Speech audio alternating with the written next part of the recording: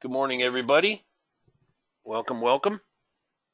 This is the Saturday morning Viper Trading webinar. Today is Saturday, July 6th, 2019. If you're here to learn about trading futures markets using Viper tools, you are absolutely in the right place. That's what we're going to cover today. First, we're going to get our standard disclaimer out of the way before we get over to the charts and the trade setup. So let's knock that out right now. All communications from Viper Trading Systems are for educational purposes only. Futures trading does involve risk, and there is a risk of loss. Nothing contained in this webinar, other webinars, including the live trading room, are to be construed as investment or trading advice. And of course, everybody in here does know that you do trade at your own sole discretion.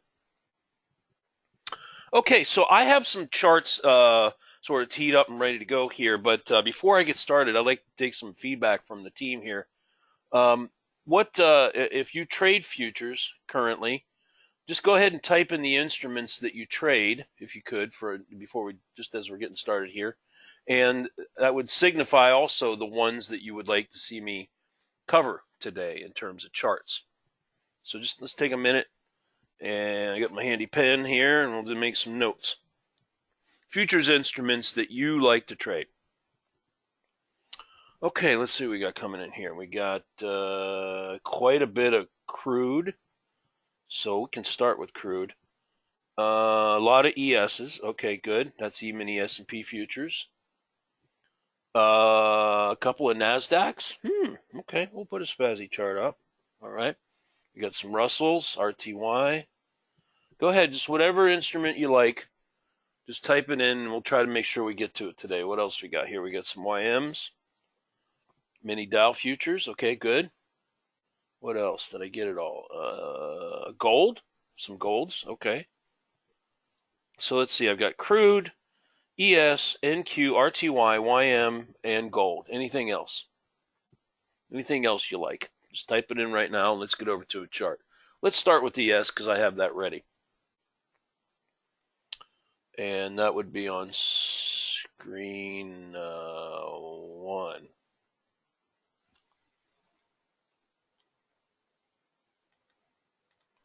Stand by. Screen 1. Phil, no, if you're going to trade a 6 range on NASDAQ because it's so active, in fact, when I pull up NASDAQ, I'll show that. I'll try to get to all these instruments. So I'll do each one, not too quickly, but quickly enough so we can cover. We got 1, 2, 4, 5, 6 or more instruments to cover. So I'll make sure I clip through them pretty quickly. And we can put a 6 up. And most of you know that sometimes I trade a 2 on ES, and I'll show that too, and how it can make a little bit of difference in your trading. For those of you that are visiting, welcome. We had an open house thing this week, so welcome. If you're here, if you came to the room this week, glad to have you join us. And on a free trial, welcome also. Let me quickly explain what you're looking at here. I am connected to a data feed to our broker, NinjaTrader, and that is where the data is coming for these futures instruments that you're going to look at this morning. And the data coming in is raw 4 range bar data, and we have at Viper here have created indicators, and you can think of these as little sort of programs or apps that run on the Ninja platform. So, and a good analogy would be like if you had an iPhone or a Samsung phone or whatever kind of phone you have, or even Windows 7 or 10, that's considered the platform, right? And then all the apps or the programs run on top of it. So very similar situation with Ninja. Ninja is the platform, and then we here at Viper, and of course other vendors, write C# programs to run on the Ninja platform to produce these indicators. And so the indicators are background colors, the bar colors, the predictors, which are the swings in real time here. Now we do have the power meters. They are not displaying this morning. I was having some issues connecting to my data feed this morning. I was fortunately able to get everything to load. I was looking about an hour ago. It was looking pretty dicey. I don't know if the servers are down or maintenance on the servers over the weekend. I don't know what it was. But anyway, I got the data. But these are power meters, and normally these would be red or green. That's the 4 trends on the chart. We do have the object trader alerts. I'll turn those on shortly. And then, of course, the most prominent thing on here that we use in our trading is called the bands. Now, the bands are, as you see here, there's a middle band here called the mid band, thick line right in the middle, and you have 4 bands below it, 1, 2, 3, 4, and then 4 above it, 5, 6, 7, 8.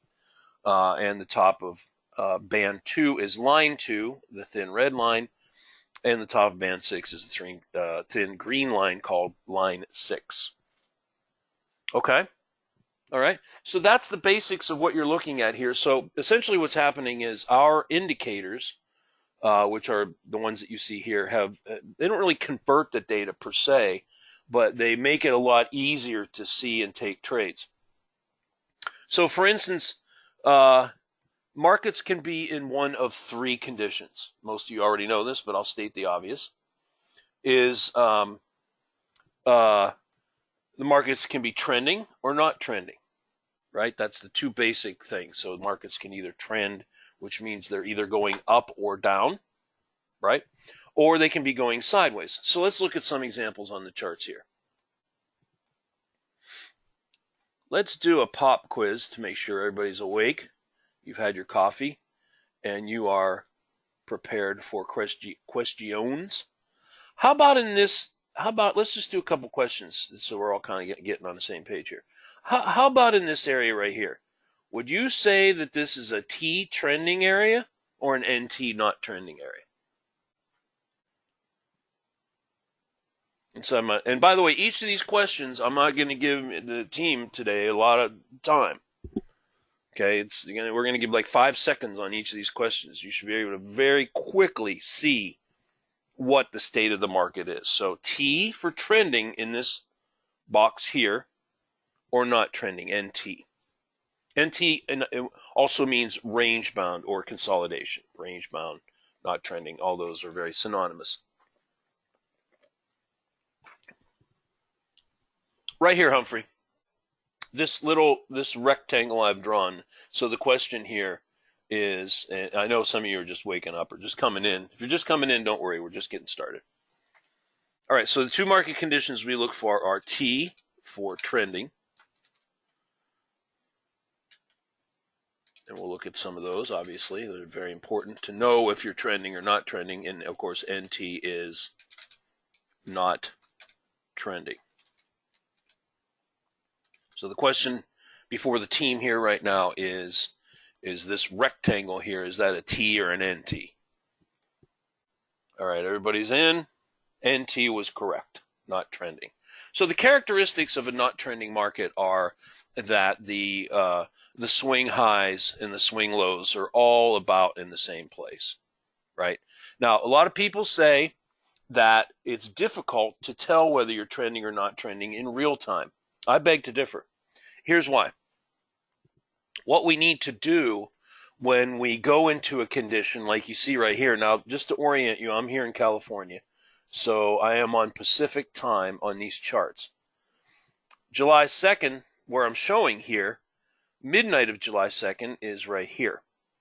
So most of you know, of course, that the Asian session trades from the close of the market in the U.S. until midnight here, and then the European session kicks off here. And so this is the overnight European session until the U.S. Open at 6:30. Okay? Now what we do to prepare ourselves to trade, and especially in the mornings, first thing when we get up and we load our charts and we start looking at markets, it's a prudent thing to take horizontal lines like such and put them in locations of support and resistance like such. And so the way we look at it is that as long as we remain in the confines of these lines, we are said to be range bound. Now you could go all the way back to here, and this would have been right at the close of the market on the first, going into the second, and put these lines. These lines would at that time would have been more or less right in here, right? See the support and resistance levels?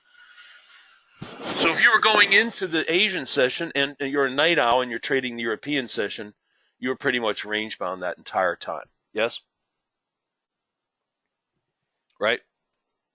No, well, all due respect, once that swing's put in and that swing is put in, which would have been, looks like about an hour and a half after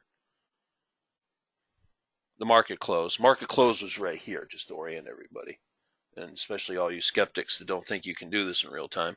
Market actually closed right here, 1:15 Pacific time. Let me get this all straightened out here. Oops, kind of running out of data. Oh, I'm not going to reload it. That's going to jam up my chart. Let's just work with the data I got right now. Okay, everybody see.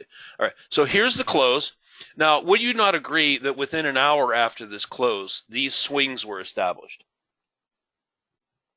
Right?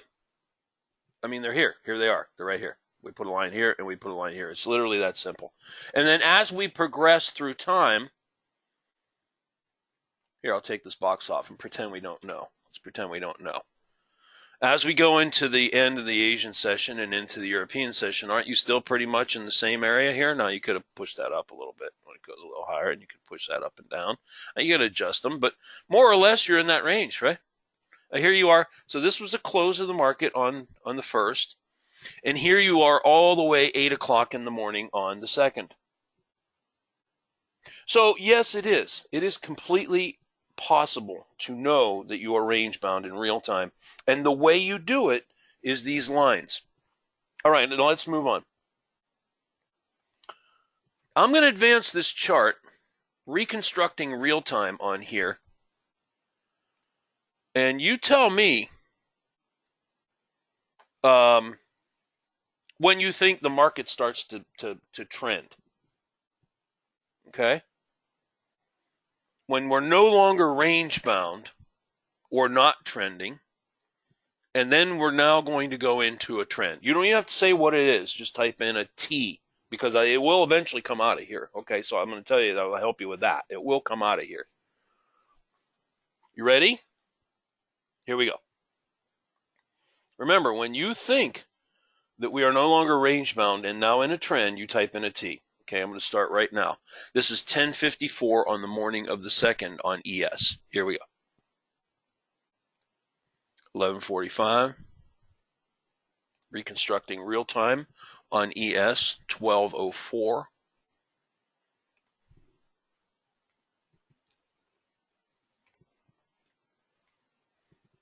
12:38. We're coming into the close on the day of the 2nd on ES. Remember, when you think now that a trend is now unfolding and you're no longer range bound, you type in a T. 15:04, so the market's closed. We're in after hours now. 18:04, we're in the Asian session. ES, trading Asian session now. 19:30, this would be, what would that be, 6:30 my time. And now you're going into the European session the morning of the 3rd.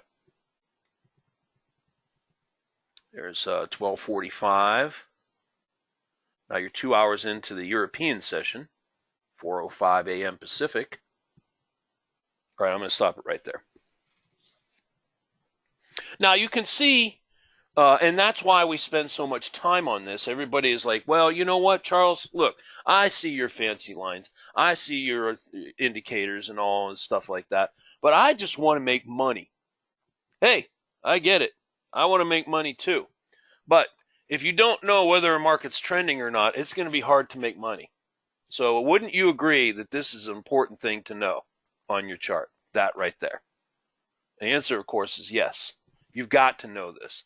You can't take trades unless you know this. It is the most important thing. So drawing your lines, just to reiterate, on its support and resistance and knowing whether you are range bound or not is critically important. Okay, make sure whatever you do, you practice learning how to spot that very quickly.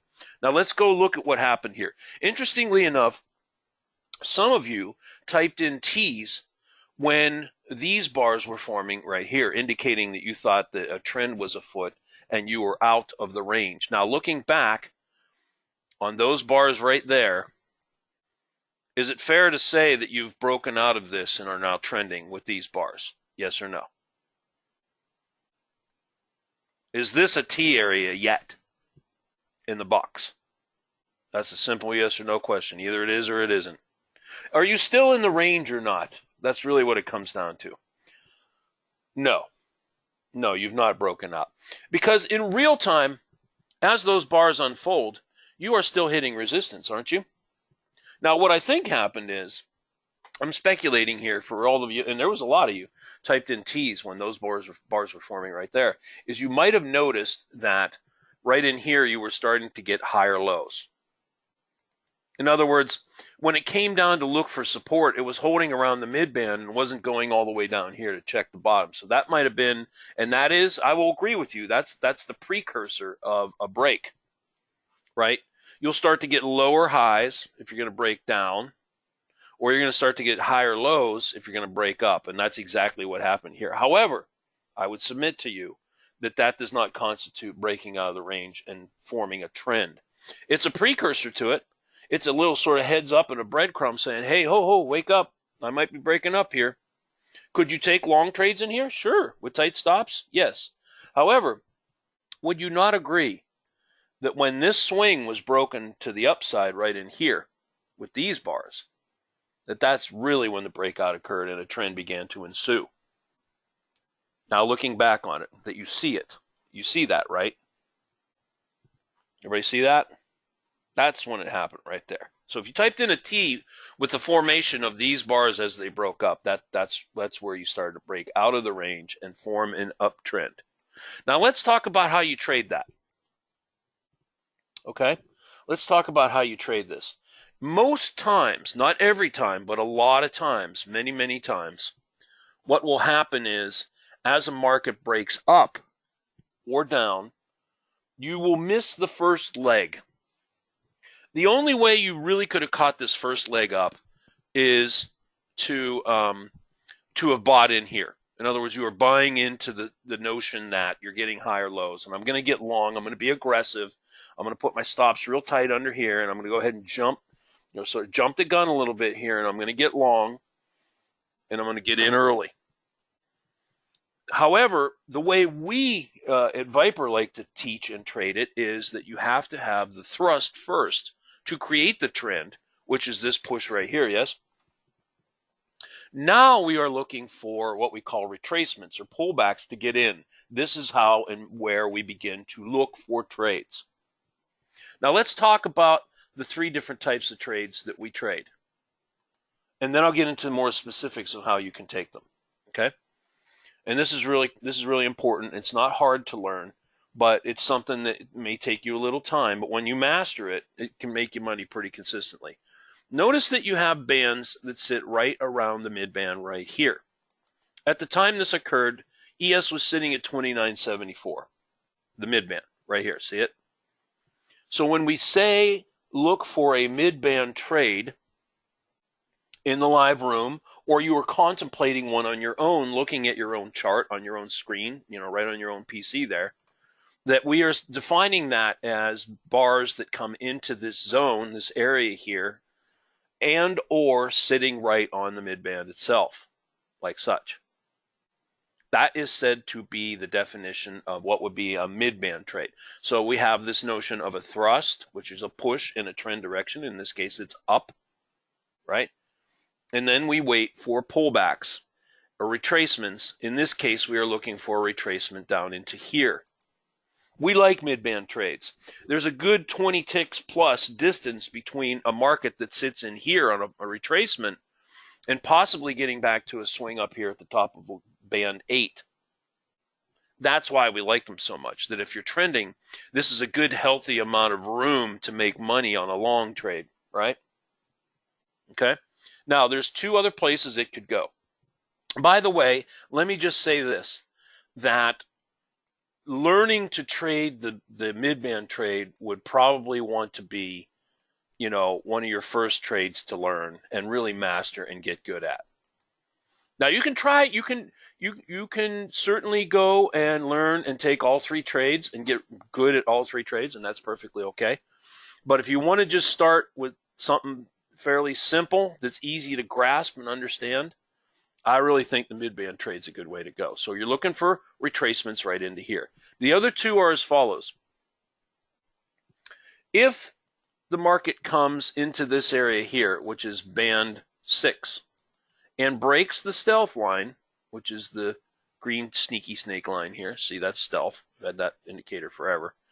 And line 6, you fall into this zone right here. This is said to be minimum criteria entry. Now, in the case of the longs, we can actually toggle on these new alerts that we have here. Mid-band long in an up trade, on, alert. Minimum criteria, long, alert, right? And you can go phantom, long, turn it on. The phantom or deep retracement is one that goes below the midband and falls into this area right here. Now, if it goes deeper than here, in some cases, and we'll show you this, the bars can turn the opposite color and actually turn red in an uptrend. And that, can not upset people, but it can start to make you a little conscious in the fact that an uptrend is a green background, blue bars, and stair-stepping up. But all three of these are considered valid trades. Minimum criteria in an uptrend, band 6. Mid-band trade in this area right here, and right on the band with bars. And deep retracement or phantom underneath here in band 2. Now, band 2 would be okay. Like I said, the bars might turn red. But why might band 2 be okay? What else is around band 2 that might hold and cause the market to bounce? Here. Is there anything down here that is of any importance to us? Right in here. Anybody? What is sitting right in here? Right in here. If the market went that deep. Prior resistances should theoretically become support. So here again, you're going to see the importance of these lines. You can leave these lines on charts for days, and you'll be amazed at how markets come to these things and bounce or get rejected and roll over on the shorts. It's not just a theory. A lot of people all around the world look at these levels, okay? Pivots, swings, support resistance, whatever you want to call it. Everybody, all the traders and programs that are trading this are looking at these levels. So they're really important. Just leave them on there. If it gets too cluttered, take them off and clean it up. All right, well, let's go ahead. Now I'm going to proceed this chart, reconstructing real time. And when you think a trade sets up on this chart, you type in the letter T, signifying that you think a trade is here. I'm going to blow the chart up a little bigger with the bars, and here we go. Remember, you're looking for a T trade setup in one of these three boxes. Minimum criteria box 1, mid-band box 2, deep retracement or phantom box 3. Here we go.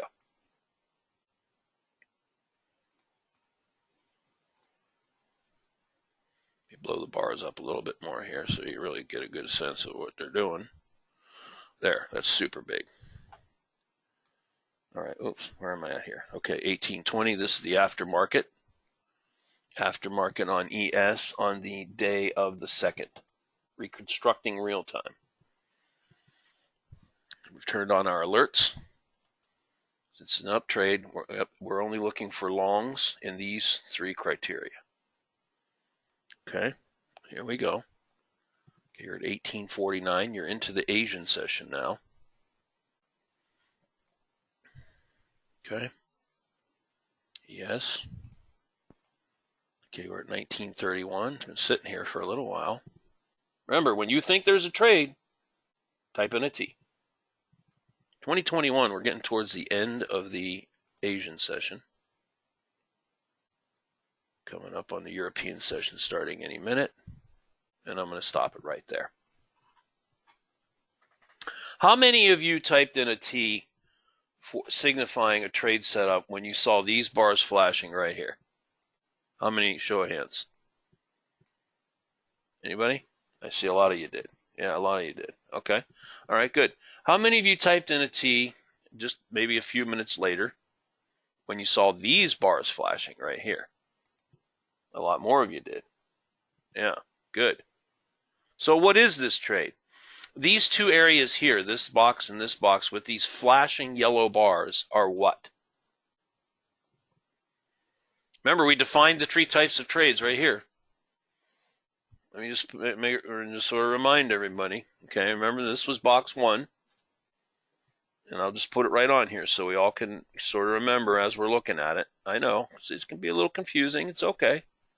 Especially if you're looking at it for the first time, you might be, what the heck is this stuff all about? What the heck is he talking about? Mid-band criteria? I don't know about all this stuff. There's 2, right? Here's 3.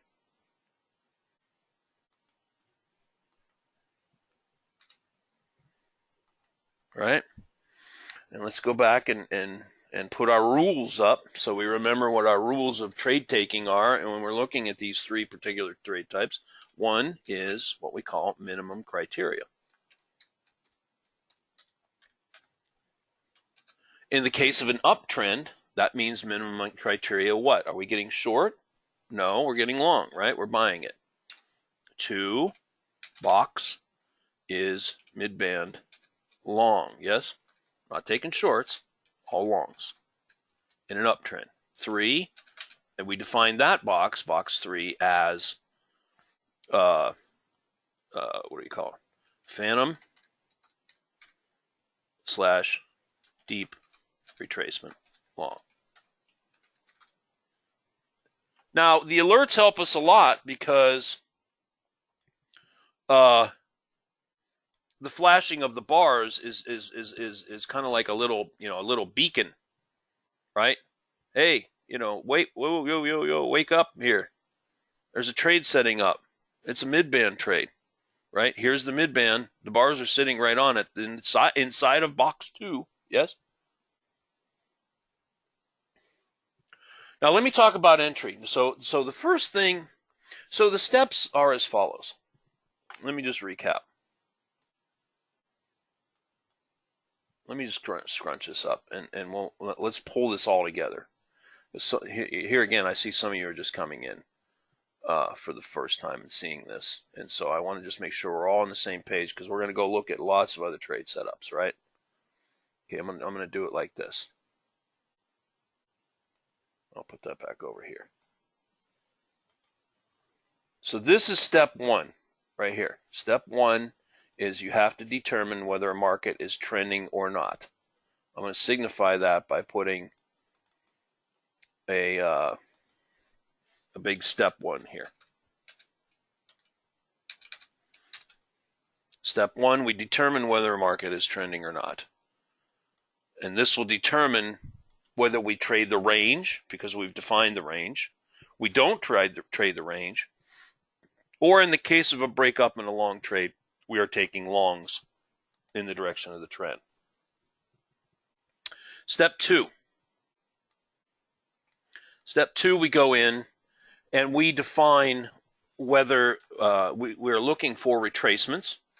We know that. That's the type of traders we are, yes.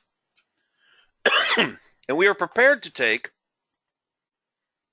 any one of the 3 trade types that we know how to take. And we patiently wait for them to occur. So this is actually, on the surface, you might say to yourself, well, Charles, this seems pretty straightforward and what have you, and, these bands and all what have you and stuff like that. But, in real time, it's harder than it looks. Right? Although I did reconstruct real time for you, didn't I? In other words, when I showed you this and the bars were sitting up here at this push, you didn't know that this was going to happen, did you? No, you didn't. I hadn't shown you that yet. That's why I do this. I try to reconstruct real time so that when you see this happen in a real-time market, you will know what to do. Now let's talk about the step 3. What would be step 3? We know the trend. We look for the trade. The trade comes right to us. So this requires a certain amount of patience. And that's where, that's where it takes a little bit of time. You got to be patient because everybody's in a hurry. We don't want to wait for things to come to us. I want to drive through McDonald's. I want my Big Mac now. I get it. I'm the same way. I'm an impatient person. I don't want to wait. But if you wait, you're rewarded because the market comes right to you. So you got to be patient, and that kind of goes right along with this. In fact, I'm going to put it right on here. Patience is the key. You got to wait. You got to wait for the markets and the trades to come to you. That's one really, other than seeing the trend, that this would be extremely, if you can develop the patience to wait to see these trades, I'm telling you, that's going to be the bomb.com for you right there. All right, now let's talk about step 3. What is step 3? Exit? I don't know. Would step 3 be the exit? We haven't, all due respect, we haven't taken the trade yet here. All this that we're doing is preparing to take a trade, yes? We're simply preparing to get in. So obviously step 3 would be take the trade. In fact, let's just lump all that together. Let's just say trade execution and follow through with exit and timing. I'm not going to do 15 steps on this thing. Let's just keep it real simple. Step 3. I'll just put it this way. Take and manage the trade. How about let's just do it that. Let's keep it real simple. Take and manage the trade. That's all inclusive.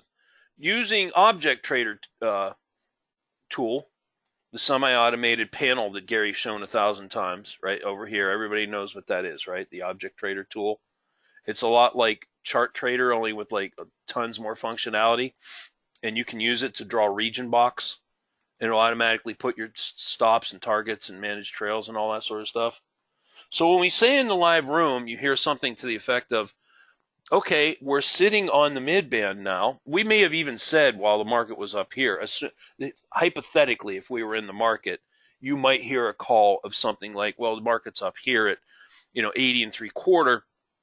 If we saw a pullback anywhere around the mid-band, which at the time was sitting at 74, and bounces, that's critical. It's got to bounce. Can't plow right through it.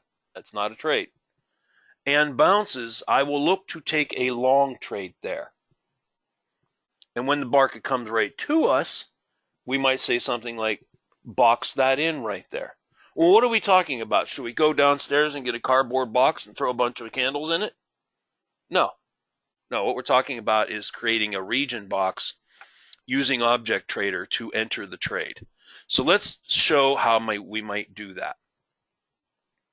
Can you see how, let me just start with raw bars, and we'll talk about trade entry next. Now, as the bars come into the midband like such, you can see that, and let's go almost bar by bar. Okay, I'm going to cover this on the long side and the short side. Each one of these bars, as they go in this progression down in the retracement, are going more or less, with the exception of these and that one there, are going down. They're closing down. They're closing down. They're closing down. When do the bars find support in here? Well, let's take a look. When do they stop going looking for a place to find support? Would you agree that it would be right here? That bar, and that bar, and this bar, and the wick of that bar? Would you not agree then that support is being formed right here?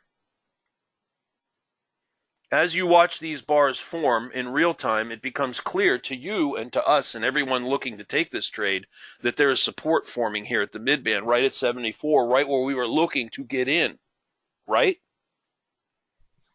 Could you put a limit order here and just buy, or a market order and just buy 74 1/4?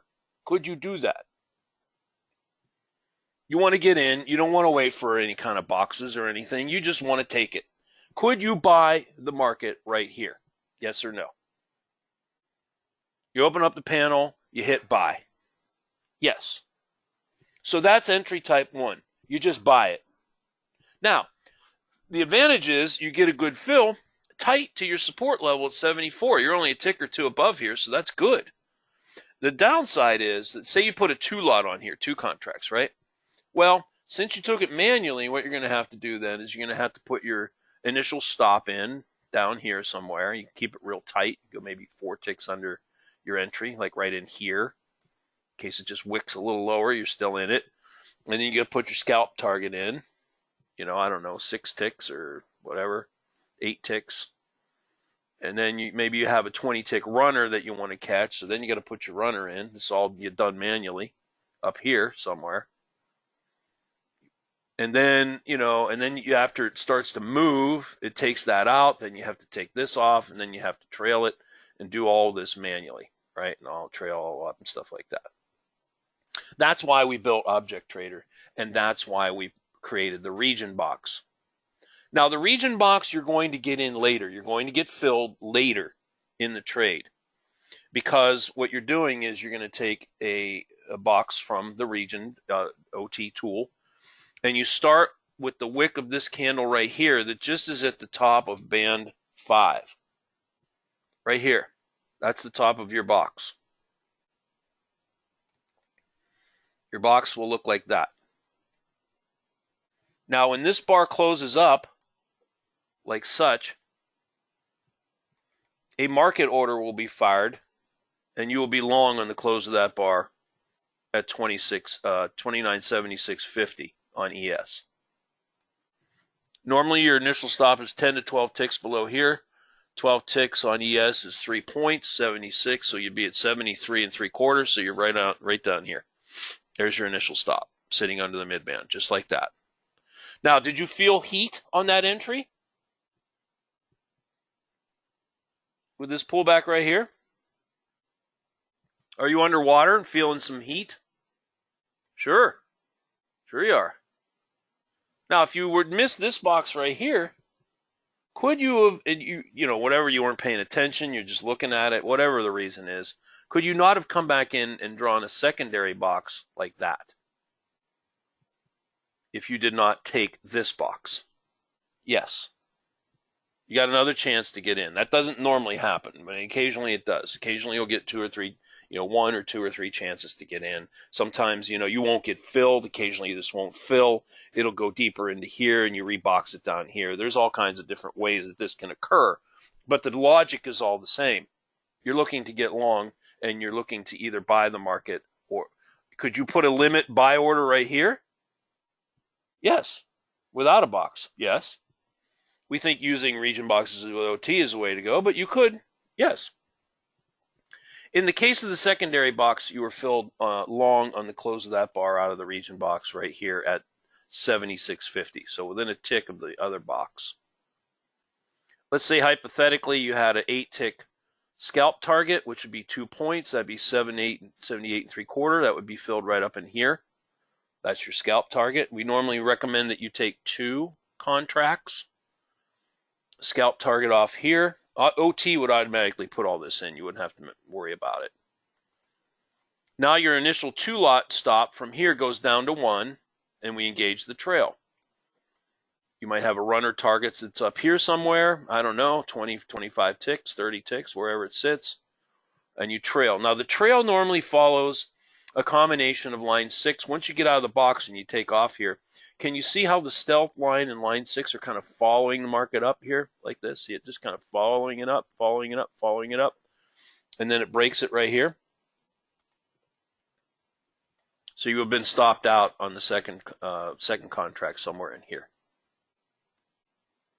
Trail stop would have got you somewhere in here. Now, how much was this trade worth? 2 contracts. Let's do some quick math. You got 8 ticks on the first one. That's 2 points. Here's your scalp. This is your scalp, right? And you got filled at, let's keep round number, 76.50. And let's say you got out at 86. So what's that? 86 less, real quick here, what is it, 76.50, 9.5 points. What's 9.5 times 50? So this would be more or less the diagnosis of how you would want an ideal trade to go. So we have contract number 1. Let's just keep it simple. First lot equals contract, yes. 8 ticks, which $50 per tick is $100, right? And we trail this stop. And so the second lot, our second contract, we get out at, what do we say, 9.5 points. points times $50 per point is how much? Anybody help me out here? You got your calculator handy? I don't have my calculator handy. How much is that? 475? Yeah, right? Yeah, 450 plus, yeah, 475. So the total for this trade, trading 2-lot on ES, combined is 575.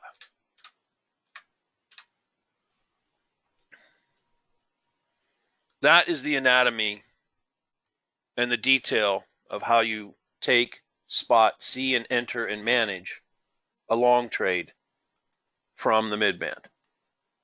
Now, let me ask you this question. We're all happy and good. We made almost 600 bucks. How many of you are done trading right now with that one trade? Let's say hypothetically your goal for the day was $400 or $500. You nail a winner. Let's say this was at the open of the market. Or let's say we're an hour in to the U.S. session and you nail a trade. You're up, I don't know, 5.25, 550, 575. How many of you are done? You're at or close to your goal for the day. Okay, now this is really important. I want everybody to sort of take away from this. Our goal for the day, you could do it on the micros, Dr. Phil. You could do this on the micros. In that case, you would have made what, 57 bucks? Yeah. So, but we talked about the micros are to help with the psychological aspect of trading, going from sim to live trading. So, given you're not going to make a ton of money, but you're going to see trades with a lot less risk. Yeah, less risk, less capital at risk. The stops are less. Everything is a tenth of what the others. So our goal for each day of trading is not to make a pile of money, trade as much as we can, catch every trade we see. We want to go one and done, which means, and this is going to be counterintuitive for most of you, we trade. Let me just put it this way. The less trading, the better. The least amount of trades is what you want to do every day. I know that flies in the face of what most people say and teach and hear for years, probably all over the place and what have you. But most say, well, look at all these trades. You make a ton of money, and this one made 1,000, that one made 200, and blah, blah, blah, blah, blah.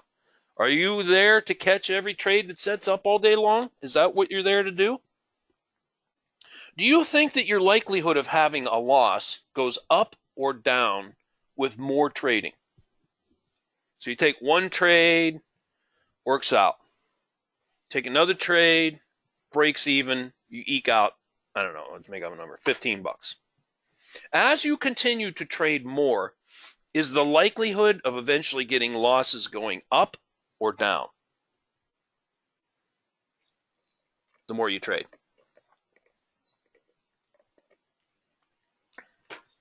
It goes up. It doesn't go down. No. It goes up. You're taking more risk. And this is counterintuitive because a lot of traders, and I used to think this way too, years and years ago, truth be told, I thought this way too. Hey, I'm up 600 bucks. I'm trading house money now. I can take all the risk I want. I'm going to take a ton more trades. Next thing you know, boom, you take a loss. Half of it's gone. Right? Take another one. Boom, it's all gone. Now you're angry. Now you're upset. Now you're trading out of anger. Oh, man, now I got to get my 600 back. Dang. Now you start taking more risk. Boom, another hit. You're down 300 bucks. So not only is your 575 gone, now you're in the hole and trying to dig out of it and angry. So the way to avoid doing that is you have to have a trading plan. You have to at least know how much money you're trying to make each day. And whether you do it in one trade or two or three, whatever that number is, and you hit your goal, you one and done or two and done, you stop. If you want to trade for 10 years and make a ton of money and do really well in the trading business, this is some sage advice right here. All right, good. Now let's go look at some short trades. Any questions on this? I'm going to get a crude chart up here. We're going to see if we can spot some shorts. Let me pause the screen. Any questions? Here's a good question for an Aspen. Let's say hypothetically that your first trade is a loser. Do you stop or do you go on to try to make 500? What do you think, team? What's the answer to that one? What would be the answer? Everybody knows it. Well, all due respect, maybe some of you don't know it, and that's totally cool. If your first trade is a loser, what do you do? What would your trading plan tell you to do? Excuse me. How would you answer that question? What would you have to know before you start trading to even be able to answer that question? Anybody? What do you have to know? I'll help you out. It's a number. Stand by. I'm cleaning up the crude chart while you're pondering the answer to that question. Good. Aspen, you would have to know your maximum drawdown, your daily max stop loss limit. That's exactly right. That is exactly right. That's exactly what you need to know. That's what you need to know to answer that question. So the answer to the question is this. I want to make 500 a day, but I don't want to lose any more than 350 max. Okay, let's say hypothetically that's your numbers, right? Your first trade, your loss is $300, $3.25. Well, then there's your answer. What is your answer? You're done. That's it.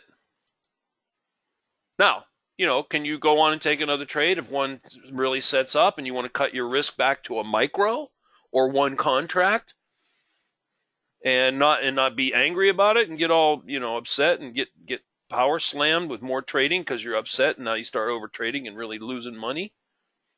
If you can maintain control, let's say that your stop loss is, 350, 400 and your daily goal profit is 550, 600 and your first loss is only $1.25, can you keep trading? Sure. Can you go into practice? Yeah. Can you do some micros, reduce your risk? Of course. All right, now the opposite is true. I'm going to look at gold here. And what I'm going to do is this. We're almost out of time, and I really want to cover the short side of these markets. So let's look at gold on a downtrend and talk about short trade entry. I'm going to use the example here to the left, and then I'm going to reconstruct real time on a gold trade from Friday. In this particular case, we're going to activate short alerts on the mid-band, short alerts on the minimum criteria, and short alerts on the phantom. Okay? Now, what happens is, and this is, you can see this here, on the left, I'm going to start with on the left. I don't know exactly what day this was. This was probably Friday because there was non-farm payroll numbers that came in and a massive shotgun of bars at 5:30 Pacific. Okay, so after the non-farm payrolls numbers were released, the market gold shotgunned. Oopsie doodle. What am I doing there? And you went into a range that more or less looked like that. Now, coming out of that range, you can see clearly that the support level that was before sitting right in here is now broken with the thrust move that occurred like this. Background is red. Bars are predominantly red. Mid-band and all the bands are stair-stepping down. We are now in a downtrend looking for shorts, right? Now, the opposite is true from the way we did. The logic is very similar, but the bands are slightly reversed. The mid-band is the same. So a mid-band short on a retracement would fall into this zone right here. Let me take this line away so we don't get confused on trade entries. You see support was broken. Here, I'll draw it like this. I'll draw it more like that. There, you can see it was broken pretty clearly. And or bars sitting right on the mid-band for gold, like such, would be a mid-band short, right? If the bars come into an area like this, which is band 3, just above line 2, and the deep retracement would fall up in here for the shorts. So here again, I'm going to call this on the short side in a downtrend. This would be your box 1. This would be your box 2 right here. It's your mid-band trade box, right? And then here is your deep retracement box up here, or phantom. Same thing. It's going deeper than the mid-band. That's all you got to sort of remember there. And I'll just go ahead and put these right on the chart so we're all clear. On this chart, as I've drawn it, box number 1 on the short side is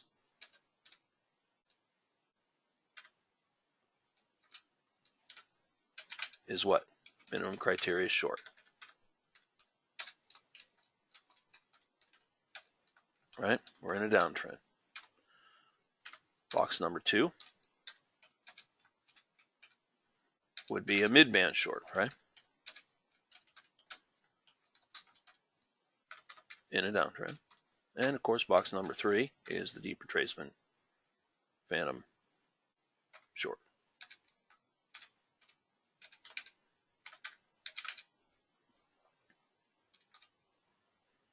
Now, I'm going to look at a couple of these, and then we're going to reconstruct gold in real time from Friday morning, and you're going to call out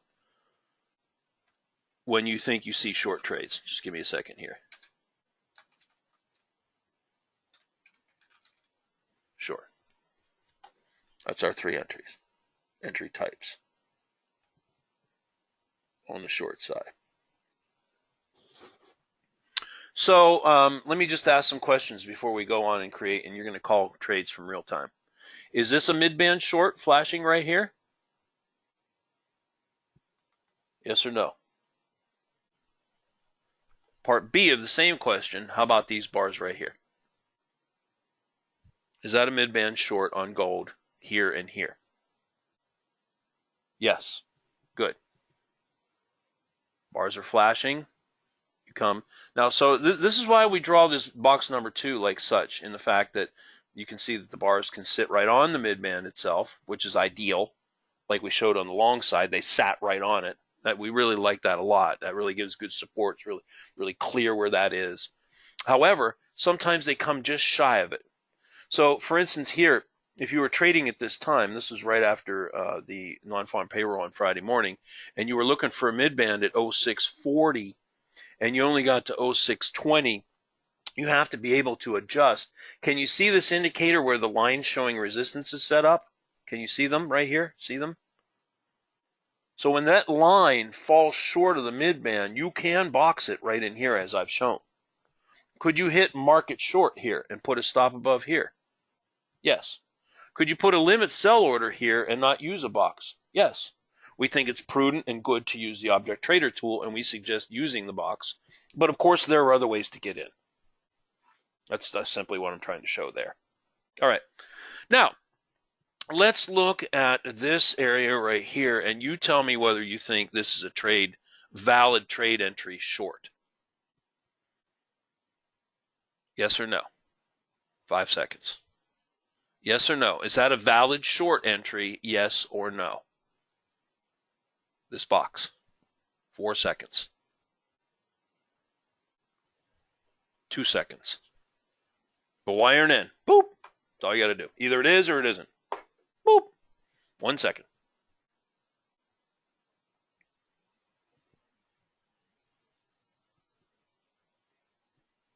Time's up. No. Now, that being said, could you have taken it and did it work out as a good trade because there was a huge sell-off on gold? Yes. All right. If you take those, don't put your stop 20 ticks way up here somewhere. Okay. Don't, if you're going to take something that's just shy of it, so let me blow this up and explain. Oh, I hit the wrong button. Oh, what happened? Oh, you silly chart. Give me a second to regroup. Stand by. You silly chart. I was trying to blow this thing up. There we go. I got it back. Don't panic. All right, here we are. Okay, as we have defined it, in order to get box 1 minimum criteria trade set up, you have to close above stealth and above line 2 into this band right here to constitute a minimum criteria short entry in a downtrend. Now, granted, the bars close above line 2, check mark 1 in the box, right? Do they close above stealth? No. Have you gone completely into, now, if this box and these bars went up into here like this, would that be valid short? Yes. So they're just shy of it. Like I said, if you take this short, market, limit order, however you decide to jump in, or you draw a box around it and you're filled short on the close of that bar right there, put your stop extremely tight in case it goes against you. That would be the only way you could do that. Okay? So you don't get burned on a flip. Okay, how about this one right here? This is the last one, and then we're going to go look at real time from Friday on gold. These bars right here, is that a mid-band trade, M, or minimum criteria trade, MC? Or maybe the better way to do it would be, let's call number 1 box. Number 1 would be a minimum criteria, and number 2. So type in a 1 if you think this box is minimum criteria, and a 2 if you think it's a mid-band trade entry. 1, this box right here is minimum criteria. 2, you think that these 2 bars in this box is actually a mid-band trade short. 1 or 2. 1 minimum criteria, 2 mid-band. Flashing bars, box right here. We'll give you 3 seconds. 2 seconds, a 1 or a 2. 2's the mid-band. 1 second. Time's up. Now you're just barely, you can see, I can blow this up here, but I'm afraid I'm going to mess the chart up. But you can see that these have breached into the level of band 4, just under the mid-band. And so, these flashing bars here are minimum criteria. And then when you breach into here, you now are in mid-band territory. The bottom line is this: we put these definitions on here and we put these bands on here to give form and structure to see how and where to take the trades. That's why we do this, okay? And without any kind of rules or definitions of anything, we would be looking for somewhat arbitrary places to get in, and the odds of your success would be very small. The reason we've created this structure in this system is so that there's logic and reasoning. It can be shown, it can be taught, it can be traded. We can use our tools to get in and out. It allows us to take good, not arbitrary entries. They're well-defined good entries with a high likelihood of success. And that's why we continue to use this system. All right, now that we're all experts at how and where to take short trades, I'm going to go and reconstruct gold from Friday morning. And when you think you see a trade, and I'm not even gonna ask that you say what it is. I will help you out. I'm going to show you a downtrend. Okay, so all the trades that you're going to be looking for. Did you have a question, Humphrey? Sure. What's your question? Before we go on, we're going to do this exercise all together, and then we're going to wrap. Okay. Was this chart tradable? At the time after, yes, it was. Let me go back. I'm setting up the. Let me go back and answer Humphrey's question. That's a good question. So let me reconstruct and answer Humphrey's question. Humphrey's question was, after that news, basically I'm paraphrasing. After the news came out, would it be feasible to trade this? And I think looking at it now, the answer is probably no. Simply because 530 shotgun of reaction to the news, non-farm payroll was right here. Coming out of that, this shotgun here, and this trade set up at 531. So you're a minute in. If you were in a combine, I believe the rules are 1 minute or 2 minutes. You've got to wait. So you couldn't have even, this is marginally whether you could have even taken this if you're in a trading combine per the rules. Now, a minute later, that one set up. That's 5:32, and then here you are 3 minutes in. Of all these trades right here, certainly you would not have traded the box. That's out of the question. These two that's a good point, Humphrey. These probably happen too quick. I simply use these setups to illustrate how and where to take short trades. But in reality, on Friday morning after shotgun and non-farm payroll, you probably could not have taken these. They're too fast. I agree.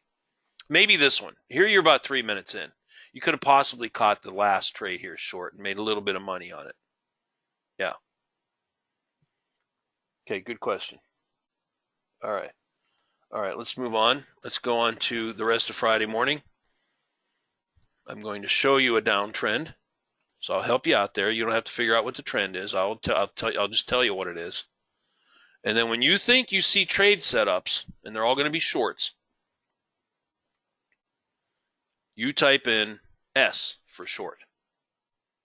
Is everybody ready? This is the last exercise. Okay, I'm going to start this exercise at 6:18. So we're 12 minutes before the U.S. equity market open, and Gary had the room would have been open for about 23 minutes. So the room was open. Okay, here we go. Starting the exercise at 6:18. We're going to go into a downtrend, and when you think you see a short trade setup, I'm going to advance the chart, reconstructing real time from Friday morning. Here we go. Remember, you type in an S. There's 6:19. 6:20. 6:21. 6:21. The bars are kind of small. Let me blow this up. There, that's better. You can see that better. Remember, you're looking for shorts on retraces in a downtrend. So let me help you out a little bit right here. I'm going to help you out a little bit, okay? Here's the downtrend. Here's the thrust creating the downtrend, right? Good news is, when I showed this, nobody typed in an S down here. We never, ever short or buy the thrust move in a trend. You've got to be patient and wait for the pullbacks. Now, here we go again. I'm going to go 6:20. Looking for shorts. 6:21. 6:23. S when you think you see a short entry on the chart. 6:23. 6:25. Looking at gold on Friday morning. There's 6:26. Okay, I'm going to stop right there.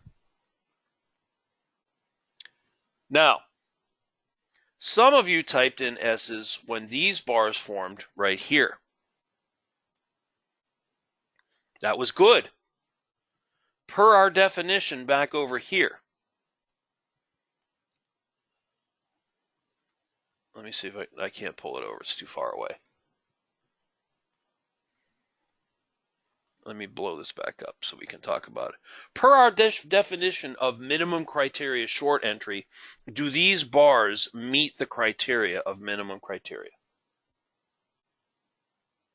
Yes. How about these bars right here? Do these bars meet the criteria of a mid-band short? Yes or no? Should everybody in here this morning have typed in the letter S when either these bars formed or these bars formed? Every single person in here watching this and being trained by what we're showing in this trading system should have typed in the letter S when these bars formed or these bars formed. Is that true? Yes. So, what's the takeaway? The takeaway is this. Being able to see, and that's why we created these alerts. These alerts were created so that not only are you anticipating a mid-band short and looking for it, but the bars are actually flashing when it occurs. Right? They're flashing when it occurs. Now, I would submit to you this. If you really want to learn these trades, I'm going to show you something that's very simple that you could do and a practice for 5 minutes every day, and it will help you. Go and look for a trend, either up or down. It doesn't matter. And then do this. Scroll back and forth. When the trend starts, visualize the thrust move down, and you can start to learn to see how the background will turn red. The mid-band and all the bands around it will start to stair-step down. The bars will predominantly be red, and it will be clear to you when you see this in the future that this is the beginning of a downtrend.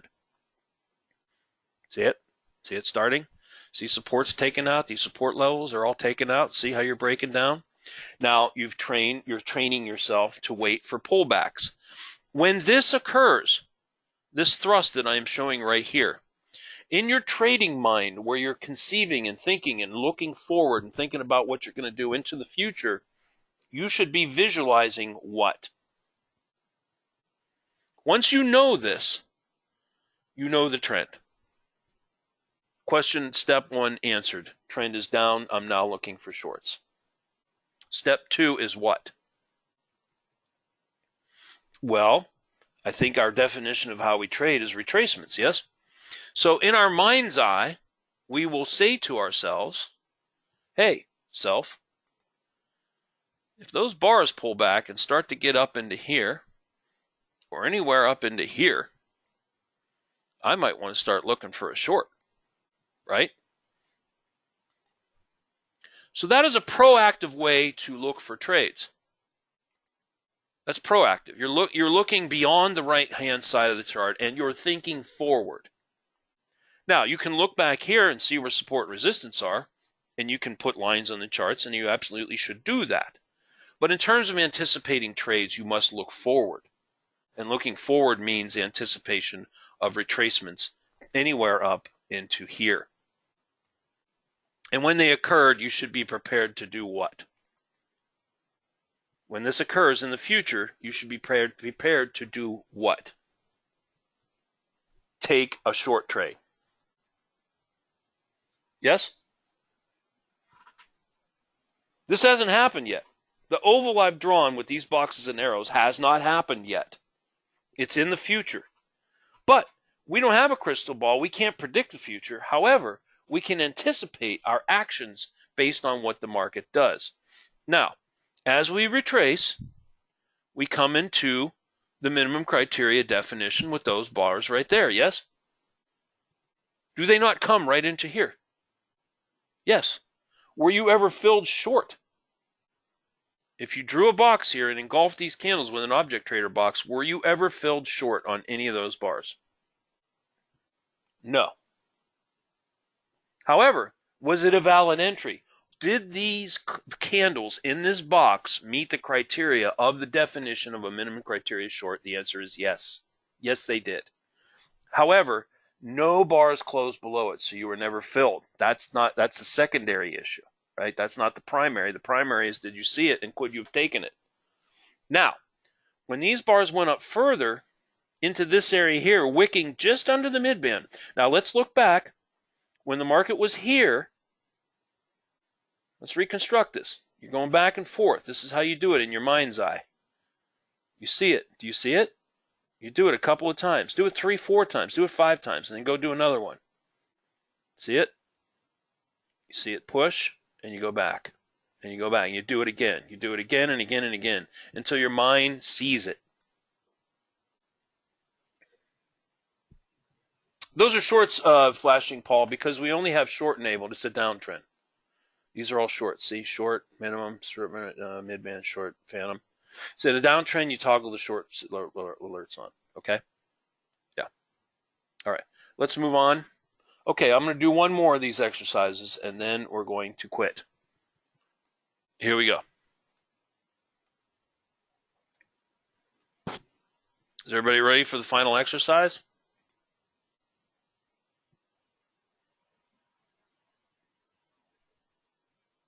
Okay, here we go. We're going to do one together. I'm going to leave these markations. You could do it in market. Well, Wilfred, you could absolutely do it in market replay. Yes, you can. If you want to keep it really simple and not have to deal with all the recording and everything like that, you can just take the chart and toggle it back and forth, just like I showed. toggle it forward, toggle it back. Take it forward, toggle it back. Is this a minimum criteria? Is this a mid-band? Is this a deep retracement? Am I taking shorts? Am I taking longs? Am I in a downtrend? All those questions just go back and forth, back and forth. Or you can run market replay and then look for the trades as they play out. Here we go. We're going to do exercise number 2 on the short side and reconstructing real time on gold. Now we're at 6:30. Ready? Here we go. Final exercise. And then we're going to wrap.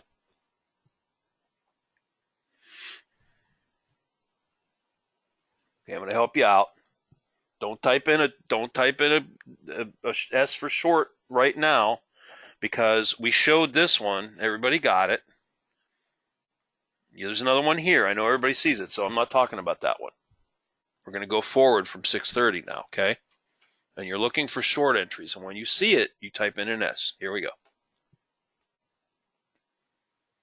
Okay, there's 6:31. Already had 2 short setups. Let's see if we can find some more. 6:32. 6:33. 6:33. 3 minutes into the U.S. equity market open. Okay, 6:33. Coming up on 6:34. 4 minutes into the U.S. equity market open. Trading gold. Trend is down. We're looking for shorts. You signify your entry by typing in the letter S.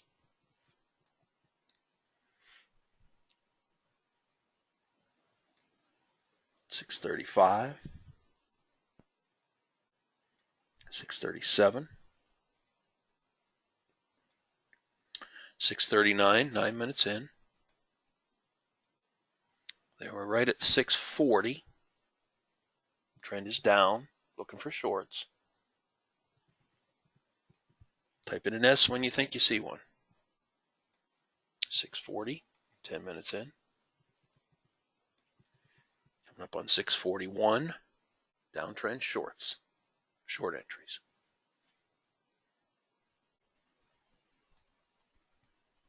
6:43. 6:44. 6:50. All right, I'm going to stop it right there. How many of you got this one? When this bar started to flash at 6:32, 6:33, and the bars entered above stealth and above line 2 into the minimum criteria area right here. How many of you got that one? Show your hands. Bar was flashing. Did this meet the definition of a minimum criteria on gold? I showed it over here. We've discussed it 3-4 times, right? Did it meet it? Is it inside of that box? Yes. Of course it did. What do you mean no? Yes. Yes, yes, yes. Of course it did. All right. Let's move forward onto 6:40. How about these bars when they flashed and came up into here? Is that breaching into the mid-band area to take trades as we've defined it over here and over there? Yes.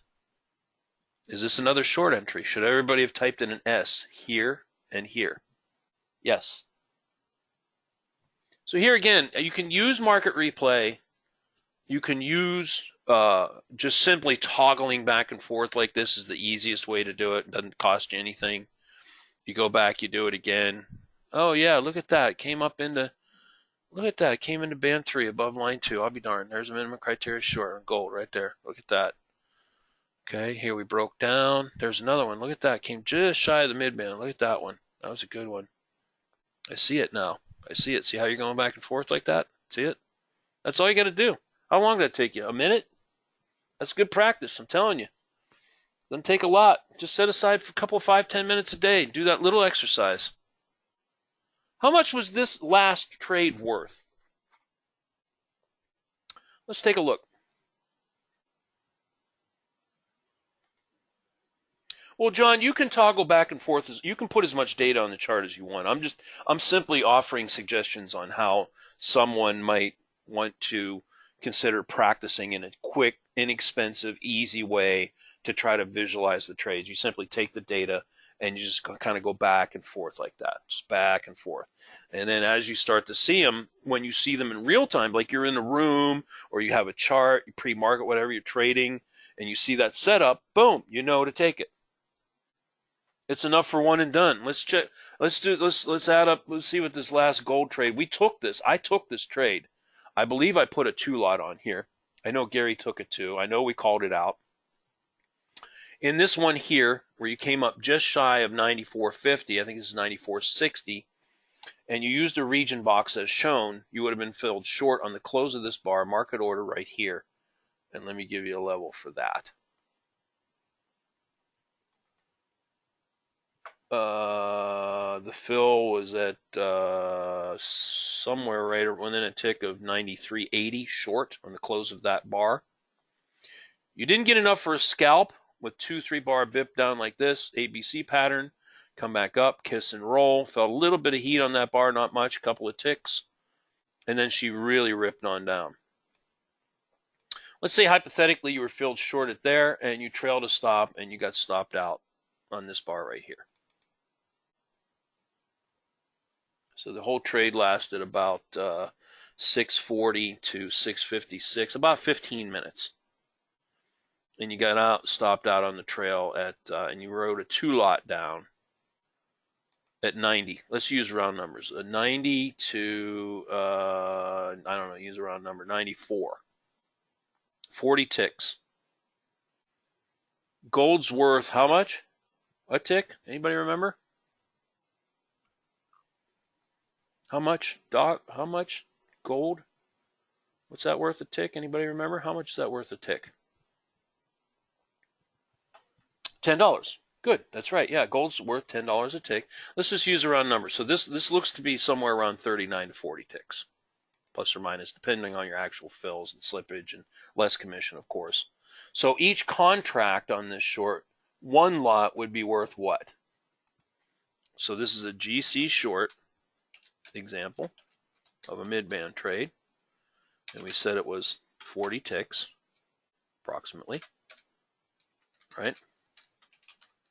And so if you put a 1 lot on there, which is 1 contract, times $10 per tick of movement is $400. And if you rode the 2 lot down, you can do the math, 8 bones, right? 8 bones on that short, on a 2 lot, less commission. Now how many of you would have been done? Let's say you missed all these other trades over here, all of them. You missed that one, you missed this one, you missed that one, you were asleep, you got some coffee, you missed this one, your dog was barking, you had to quiet your dog, you pet your dog, you got some dog food out, whatever is all full, and you spot that one, you throw a little box on there, limit order, or whatever, hook or crook, you're in there on a 2 lot, you write that pup down, write it down, we were riding, I was calling stop levels in the room, I was telling you my stops, I told you what the stops were, we said where to get out. This is where I got out. You made 8 bones. Is that a 1 and done for you? What do you think? Yo, I'm done. Good for you. Phil, John, James. Phil says, for $400, 4 bones, I can go out and buy a new collar for my new dog, Cujo. Oh my goodness, you guys are silly. All right. Okay, that's it. I don't see any more questions. Some people had to take off. Charles, okay. Could you... well, here's the thing. On the trail stops, most of you know, okay, so your initial stop is going to be 10 to 12 ticks above your entry. So you're filled at 893. 12 ticks above there would be 95 something. Okay, so your initial stops are right around the mid-band on that short. Never came near your stops, right? Now, I like to fade off of, most of you know, of course, you got the stealth and you got line 2 here, this thin red line. I usually, so like I would give you a quote in the room of maybe, okay, I'd say 93.50 plus 4 ticks or 5 ticks. You're going to fade off of there. On my trails, I hover right around the mid-band when you get a runner like that.